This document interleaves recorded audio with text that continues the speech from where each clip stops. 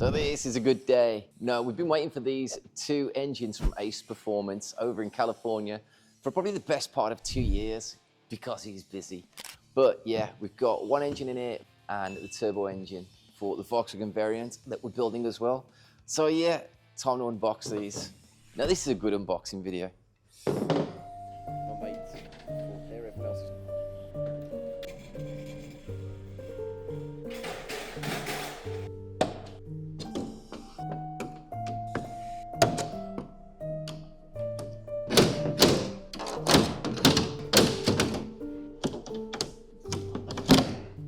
dive in and have a look. In there.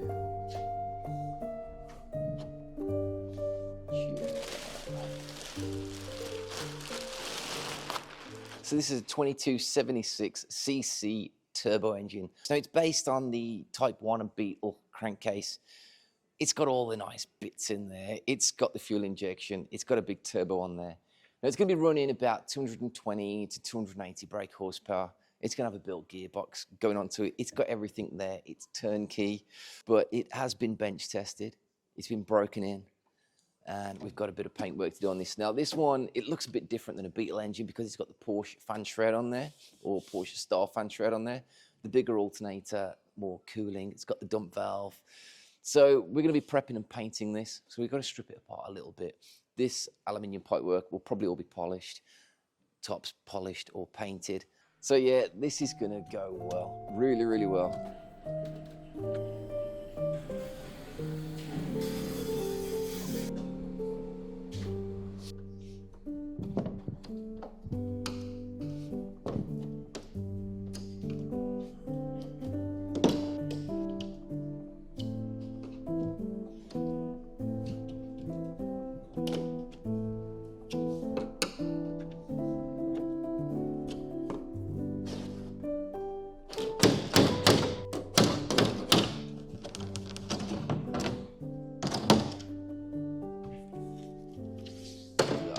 Check that out.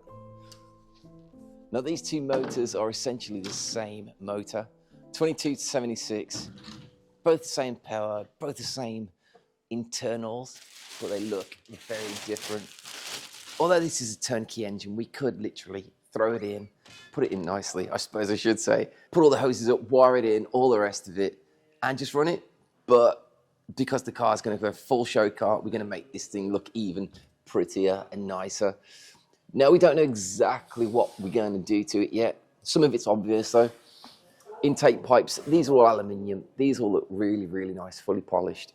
Now, the throttle bodies, because it's running fuel injection as well, these, they don't look pretty, if I'm honest. I think what we're going to end up doing is probably having the top of this milled off and all the rest of it sanded down and fully polished. That's what I can see happening done to those. The main changes are going to be with the engine tinware, because there's holes on it that we don't need now. This is adapted for a standard engine that would have heaters. We're not running heaters on this car as well. So there's a few holes to weld up.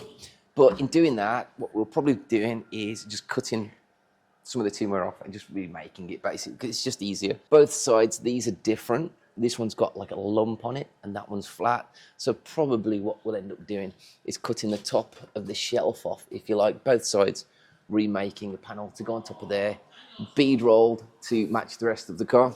The main thing we don't know about yet is how we're going to run the air filter pipework, because there's only that much distance between the turbo and the tinware. There's nothing. There's not even enough room there for a pipe. So what we're going to have to do definitely is modify this tin here, probably cut that piece off, have a nice tight 45, which is going to run by the side of the rocker cover underneath there. And I can see us putting the air filter just above the gearbox somewhere in that area. And we're also running air suspension on the back with a big cradle.